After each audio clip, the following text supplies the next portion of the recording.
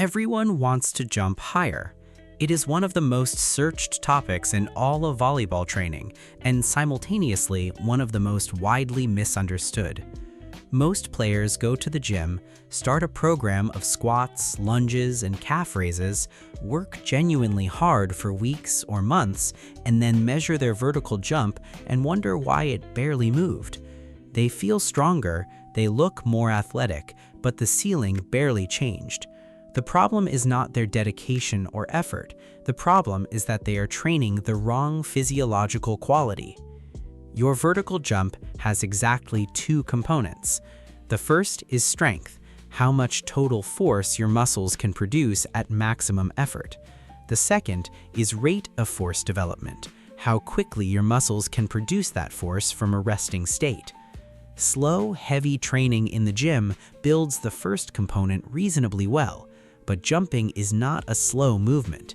It is one of the fastest voluntary explosive movements your body produces. To jump higher, you need to train the speed at which your body produces force, not just the maximum amount of force it can eventually produce given unlimited time. This is why squats and calf raises do not translate directly to a higher vertical jump. They make your legs stronger in a slow, controlled, loaded movement pattern. That strength is real and valuable for many things, but jumping requires explosive neuromuscular firing. Your legs need to produce as much force as possible in approximately 0.2 of a second. A full squat repetition takes several seconds of controlled movement. The training stimulus is fundamentally different, and the adaptation your body makes is fundamentally different as a result. What actually improves your vertical is plyometric training. Plyometrics train the stretch shortening cycle, the mechanism your muscles use to store elastic energy during a rapid stretch, and then release that stored energy explosively on the shortening phase. When you land from a depth drop and immediately jump without pausing, you are training your tendons and nervous system to store and return energy faster than they currently can. This is the specific physiological mechanism that makes elite jumpers explosive. The goal is not to make them stronger. The goal is to make them faster at producing force. Not stronger, explosive. The three most effective plyometric exercises for volleyball jumping are depth drops, broad jumps, and approach jumps. Depth drops are performed by stepping off a box approximately 30 to 40 centimeters high, landing on both feet simultaneously, absorbing the landing briefly, and immediately jumping as high as possible. The emphasis is on minimizing ground contact time. You are training your nervous system to fire as quickly as possible. Start with 3 sets of 6 repetitions. The height is not the goal. The speed of the ground contact is the goal. Broad jumps are performed by loading into a quarter squat position, swinging your arms back, and then driving explosively forward and upward, jumping for maximum horizontal distance. The landing should be soft and controlled on both feet. Broad jumps train the explosive hip extension pattern that is directly relevant to approach jumps in volleyball. Start with 3 sets of 5 repetitions. Approach jumps are the most sport-specific of the 3. You take your full attack approach, 2 or 3 steps, and jump as high as you can on every repetition. The focus is on the penultimate step, the long, low step that happens just before your final 2-foot plant. The penultimate step is how you convert your forward approach momentum into vertical height. Most volleyball players have never been coached on this step specifically, and it is where the most easily gained inches are hiding. Here is exactly how the penultimate step works in practice.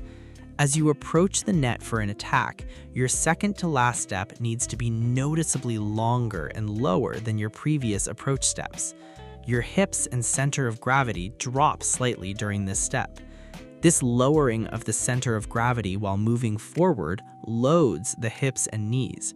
It stores elastic energy in your tendons and muscles in exactly the same stretch shortening cycle mechanism as the depth drop. Your final 2-foot plant then releases that stored elastic energy explosively upward into your jump. If your penultimate step is short and upright, as most untrained players naturally take it, the energy transfer is minimal and the jump is weaker. If the step is deliberately long and low, the elastic energy loaded is much greater and the resulting jump is significantly more powerful. This is completely free height. No gym equipment required, no additional strength training needed, no months of adaptation time.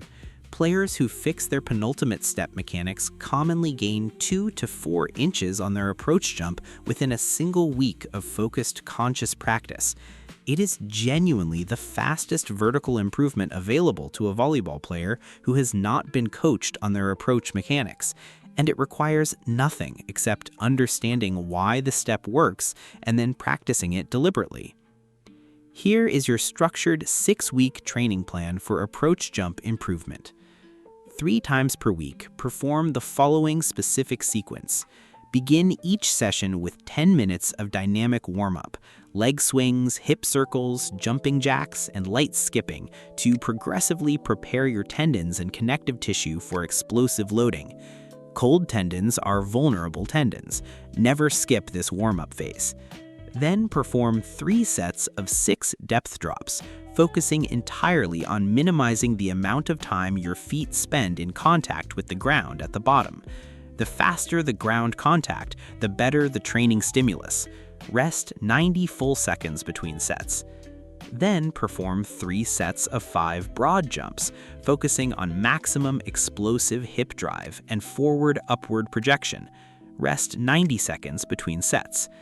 Finish each session with 10 approach jumps, focusing specifically on making the penultimate step noticeably longer and lower than it normally is. Rest 2 full minutes between sets of approach jumps. Do not skip the rest periods under any circumstances. Plyometric training places its demand on the nervous system, not just the muscles. The nervous system requires full recovery between sets to fire at maximum speed. If you are fatigued between sets, you cannot move explosively, and performing the movement slowly defeats the entire purpose of plyometric training. A slow depth drop is just a controlled landing. The training effect disappears when the speed disappears. Do not perform plyometrics on consecutive days under any circumstances. Your tendons and connective tissue are slower to recover than your muscles, and they need a full 48 hours to recover from the impact stress and begin the structural adaptation process.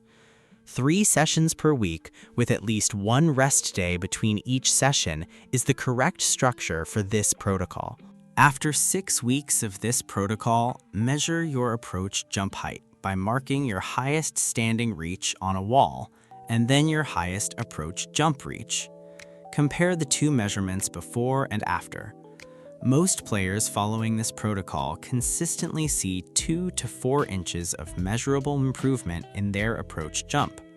Some players see more, particularly those whose penultimate step mechanics were previously completely untrained and who made a significant correction there. One important caution that cannot be skipped: plyometric training is high impact by design and places genuine stress on tendons, joints, and connective tissue. This is the mechanism of adaptation, but it also means the training must be managed carefully.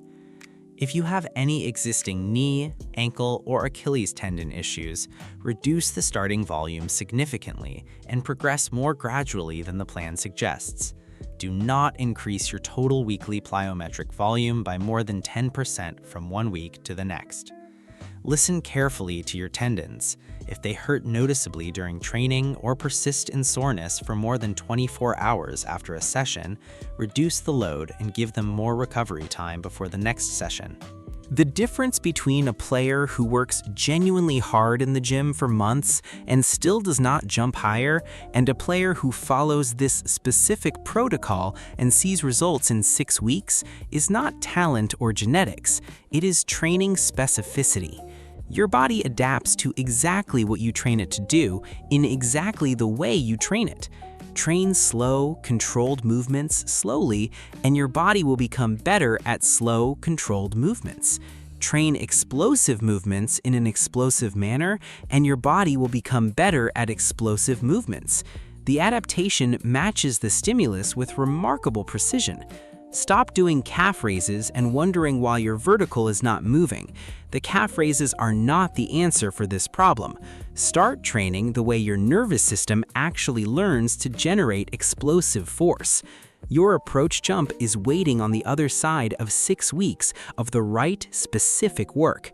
The players who will be jumping 2 to 4 inches higher than you in 2 months have already started.